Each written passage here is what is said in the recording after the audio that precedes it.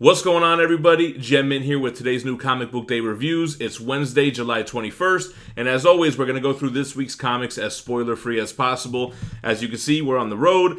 Luckily, I was able to get the Image PDFs early. I was able to pick up my DC books early as well.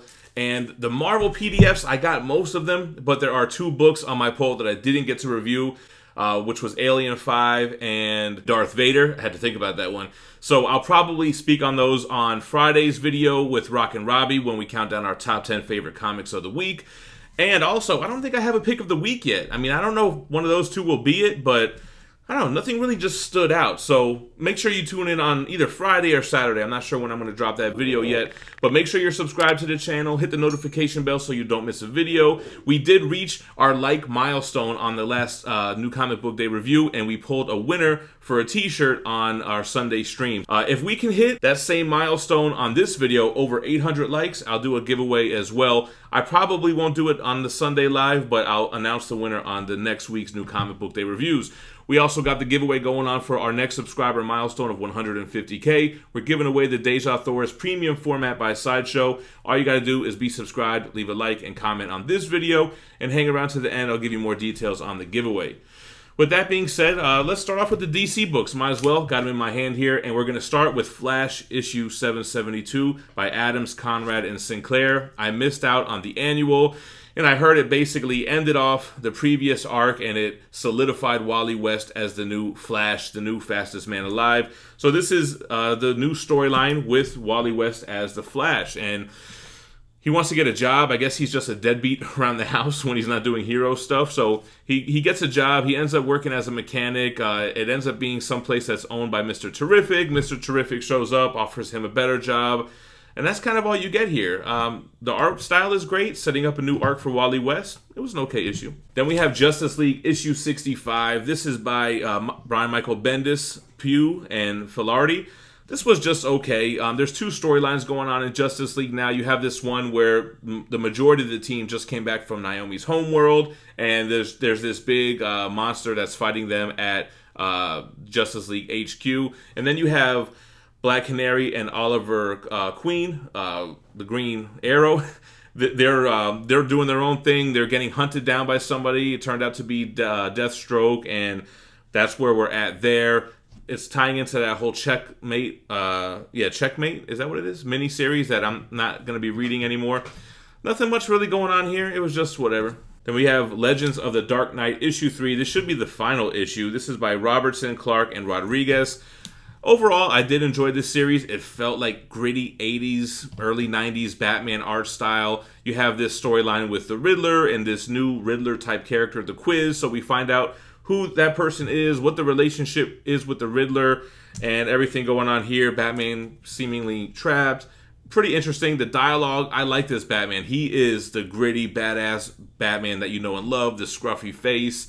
Love the art style, and it wraps up pretty nice. Then we got Supergirl, World of Tomorrow. This is issue 2 by Tom King, Evely, and Lopez. I thought I was going to hate this issue. The first page had so much narration, so many boxes of exposition, and it continued to be a heavy narrated story, but I really started to get into it. It's being narrated by the girl who is tagging along now with Supergirl. If we remember, Supergirl went to her home planet. It's not under a red sun, it's under a yellow sun, so she can get drunk for her 21st birthday.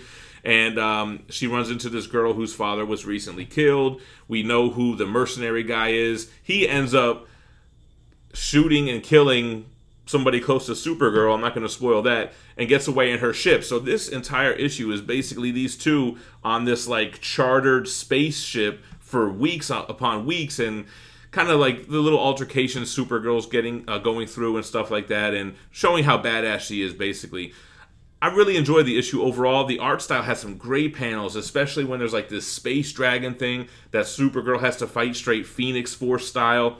And I'm not going to tell you how she has that type of power. You're going to have to read the issue if you want to know. Or if it makes the top 10, you can check that out when I talk about it with Rock and Robbie. Supergirl was a great issue. Then we have Superman, The Authority, issue 1 of 4. This is by Grant Morrison, Janine and Belair. Really, really like this issue. It's kind of a little bit further in the future. Superman seems to be losing some of his powers, which is a common trope in this week's poll. And he's basically recruiting anti-heroes. He's going for this guy, Manchester Black, who I'm not familiar with, but it's by Garth Ennis, so it's an English guy who smokes cigarettes. Kind of like a villain-type anti-hero guy. Superman recruiting them. He needs something. I guess the Justice League has failed and all of that. So overall, the dialogue was great. I really liked how Morrison wrote the characters. I like this version of Superman. He's kind of badass too. Kind of broke this guy's spine knowing that the nanites can fix him. So that was pretty Batman of him. So overall, I'm excited for this miniseries. I didn't realize it was going to be Grant Morrison. And we got a new number 1 for this miniseries, Blue and Gold, issue 1 of 8. This is by Dan Jurgens and Suk. I did like this issue, man. It kind of picks up where the last issue of Justice League left off, where, if I remember correctly, the Justice League, they were being held captive. Booster Gold, seemingly the only one that can save them. He's the only one left.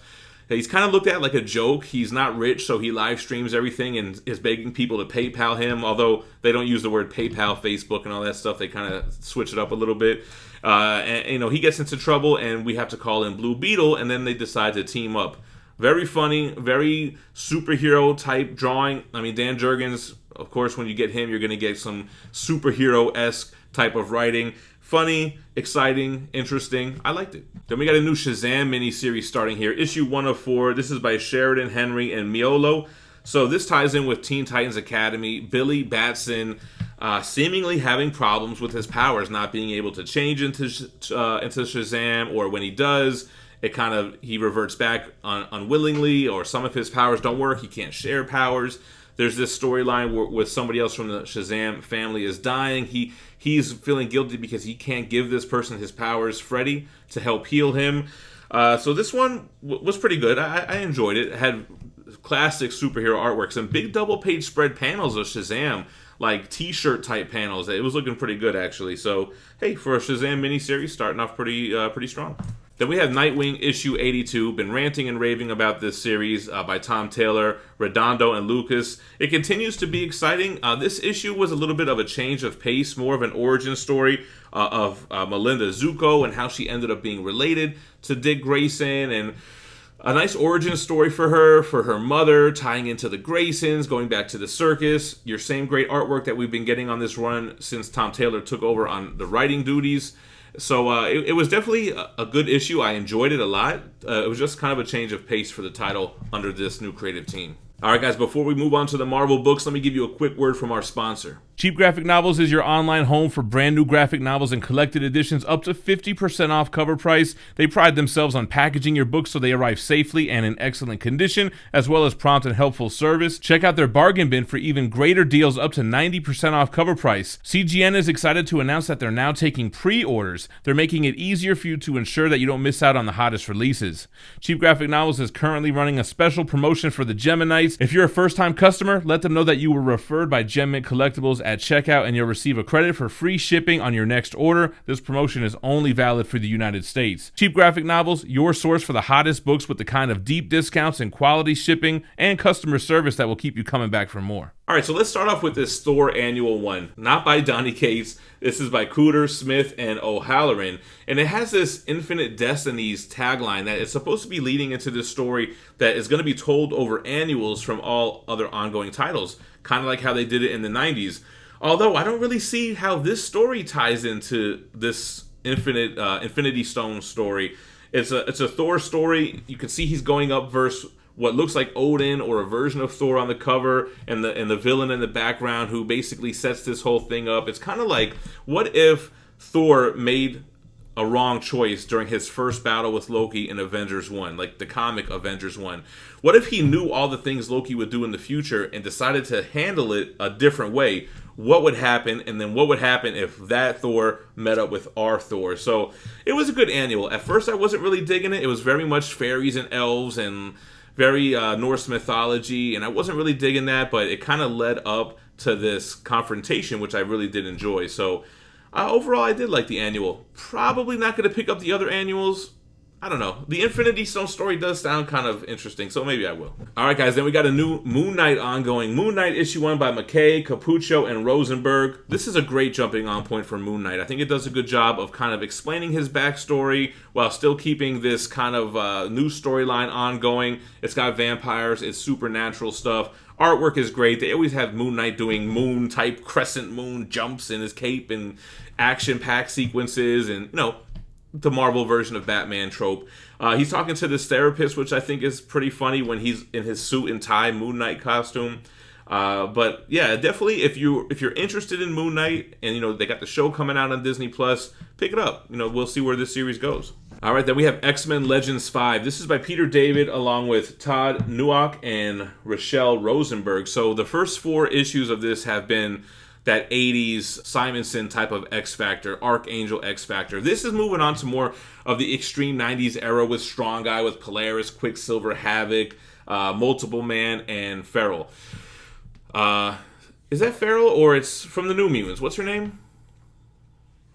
I'm drawing a blank. Anyway, correct me in the comments. So this is kind of this story of X Factor on trial. There was this group of evil mutants that attacked someplace, and Avengers didn't want to touch it. Fantastic Four didn't want to touch it for media reasons and how it would make them look or what have you. So the mutants go up against the mutants. It was fun. It reminded me of a 90s X Factor book. You got a 90s writer, Peter David, writing it. So if that's your vibe, you want to jump into this book. All right, then moving along with this Extreme Carnage storyline, it's being told through a series of one-shots. We had an Alpha, then we had a Scream, and now we have a Phage. This is by Steve Orlando, Gerardo Sandoval, Victor Nava, and Chris Sotomayor.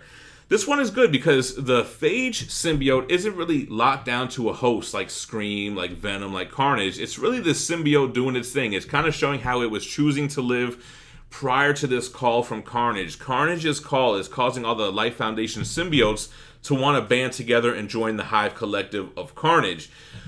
Scream had some pushback because of Andy, her host. Phage doesn't really have any pushback, so that's why you see him on the cover looking very Carnage-esque on the top half, and then his black and yellow symbiote on the bottom half. I'm loving this series. I'm interested to see where it ends. Some nice, cool, gruesome stuff here. Phage as a wolf with his hunter, pretty dope. So definitely one to check out if you're into symbiotes. And like I said, yeah, missed out on Alien 5 and missed out on Darth Vader issue. Doesn't look like it has the issue number on it. So I'll hopefully grab those before. Man, I might not even be able to read them because I'm supposed to be recording with Robbie tonight. Anyway, moving on to the indies. So the first one is from Image and Top Cow. It's Siphon issue 1. This is by Monet, Ashraf, Edwards, and Callis. I didn't really like this one, man. The art style was big and flashy. It felt like a 90s Top Cow production, but the storyline of siphoning these powers and siphoning the hurt out of people and the good out of people. I mean, it kind of sounds like a fun premise, but I just didn't really have fun reading this issue. I don't know. I don't think it really was for me. It didn't really hook me. Then we got Time Before Time, issue 3 by Shalve, McConville, O'Halloran, Oatsmain, and Alehu. So I did like this issue a lot. This is the time-traveling bandits, if you want to call them, going through time. You have these 2 people that are forced to team up. One of them is with the... What's the name of the people who are in charge? Those guys and the rebels, and they got caught in the last issue. So interesting to see how they break free. You have some spy stuff, some double crossing stuff, and all this guy wants to do is just travel to a time that doesn't suck. Right? They have time machines. You can see from the picture here, this was an action-packed type of issue. I really loved issue 1. Issue 2 was a little slow for me, and I think issue 3, not as good as issue 1, but I think it's headed in the right direction. It had a lot of action to it. I was excited going through each page to see what happens next. Art style is good. It's not overly detailed, but it's not under detailed like Ninjak 1 was last week, but I definitely still enjoyed Time Before Time. Then we got Radiant Black. This is issue 6. Kyle Higgins. He's joined by Darko LaFuente with Cherish Chen, Miguel Muerto, and Becca Carey. Kind of similar to Nightwing. Different change of pace with Radiant Black issue 6. This is all about the red Radiant Black character, the bad one that we've been getting teased throughout this series, this female character, and it kind of shows what her life was like before she came up on the power. And it wasn't too good. Her husband had this gambling problem. He kept it away from her. They had problems with their marriage. She wants to do the right thing. She seems like a good woman, but then when she gets the power, she's like, screw this. We're robbing banks and shit, you know? So it shows her origin story. And at first I was kind of like, who the hell is this? And it took a while, but I guess I should have known from the cover who it was going to be. Anyway, I did like it, but like Nightwing, it was a change of pace for the series. And then we're going to end it with Shadecraft issue 5, which is the end of this first arc. This is by Henderson, Garbett, Fabuela, and Bolin. It was great, man. The mother and daughter both using Shadecraft, breaking into this facility to get their brother and son back. They need to get his shadow form back, and they need to get his body back. Action-packed. It was fun. Like straight Metal Gear Solid type of shit going on here.